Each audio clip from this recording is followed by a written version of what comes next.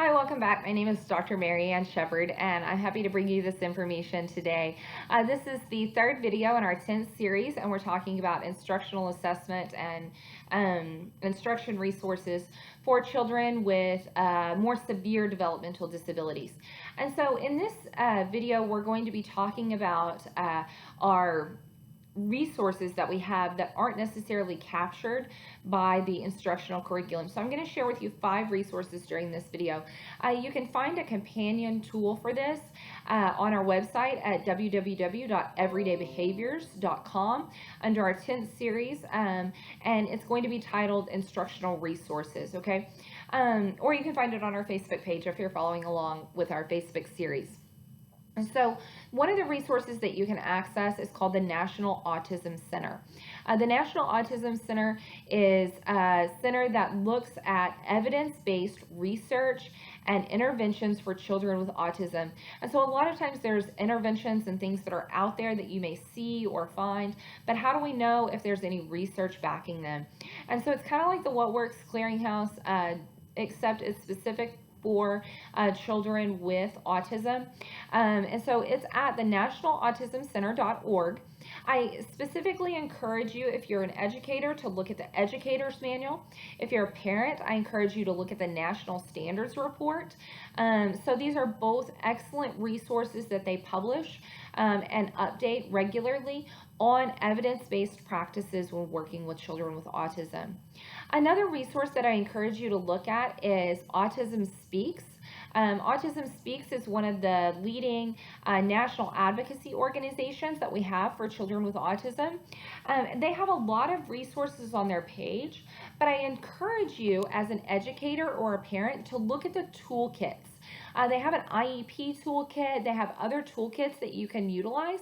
And so I encourage you to find the toolkits for educators or for parents under their resources tab. Another excellent resource, especially in the special education classroom, or if you're a parent and you're looking at additional activities to do at home, is the Florida Center for Reading Research. So you can go to fcrr.org, and I specifically encourage you to look at their resource database or their student learning center activities. These are excellent resources for use in the classroom. They're ready-made. You just have to print them out and do a little bit of cutting and some prep work, but they're ready-made resources with pictures and items already created that address early literacy skills all the way from pre-K through, I believe, 3rd grade. And so I encourage you to look there if you have a student who you're working on those early reading skills for. If you have a student who's working on math and maybe has a math disability, this is the same for educators or parents. You can look for some additional information on evidence-based research under the MIND and its measures and interventions for numeracy development. So MIND website, and you can find that at brianponce.wixsite.com. And so if you type measures and interventions for numeracy development, MIND, then you might be sent to that through Google.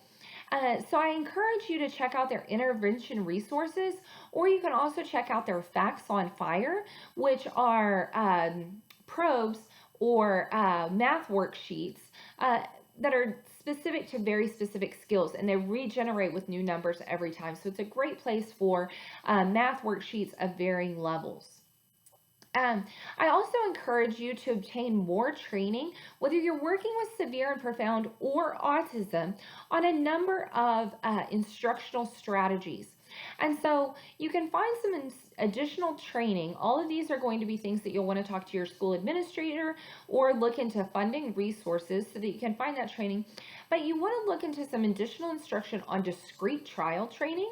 You may have heard some of that, but or heard of that in the past. If you have, and maybe you haven't gone through a training, I encourage you to go ahead and go through a training and decide, is this something you like or not? Some people love it, some people hate it, but I do encourage you to at least go through the training and take away from it some new skills that you might be able to incorporate in your classroom. Another one is the Denver Early Start Model.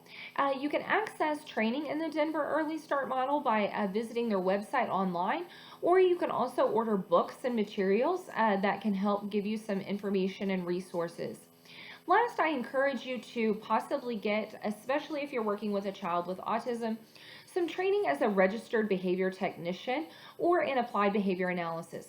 So to go to an applied behavior analysis program, that would be an additional college level secondary education degree on top, or post-secondary education degree on top of your current master's degree. Or if you want to pursue another master's degree. So that would require post-secondary education in applied behavior analysis. But there are a lot of trainings on becoming a registered behavior technician. These would be a 40-hour training, but they do provide a lot of information in instruction. They're going to talk about discrete trial training. They're going to talk about a lot of the principles and processes that are also discussed in the Denver Early Start Model. And so it is a 40-hour training. It would take you quite a bit of time to complete, but it would provide valuable information in working with students with not just autism, but severe and profound intellectual disabilities. I hope you find these resources helpful and useful. They're some of my go-to resources that I really rely on and appreciate for high quality information. Have a wonderful day. If you like this information, please like us on Facebook, follow us on YouTube, and visit our website at www.everydaybehaviors.com for additional information. Thank you.